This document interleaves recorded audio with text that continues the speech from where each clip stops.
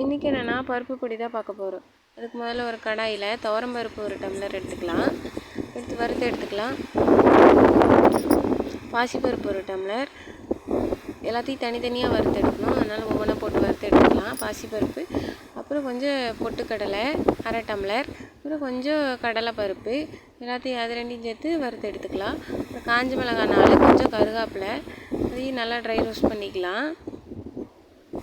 அப்புறம் கொஞ்சம் எண்ணெய் ஊற்றி அதில் இடித்த பூண்டு சேர்த்து அதுவும் ஈரப்பதம் போகிற வரைக்கும் வறுத்து எடுத்துக்கலாம். நல்லா ஈரப்பதம்லாம் இருக்கக்கூடாது, அப்போ தான் பருப்பு பொடி கெட்டு போகாது. நல்லா வறுத்து எடுத்துக்கலாம்.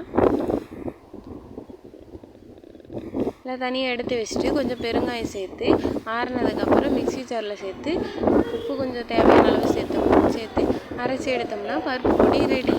நீங்களும் ட்ரை பண்ணி பாருங்கள். பிடிச்சிருந்தா லைக் பண்ணுங்கள்.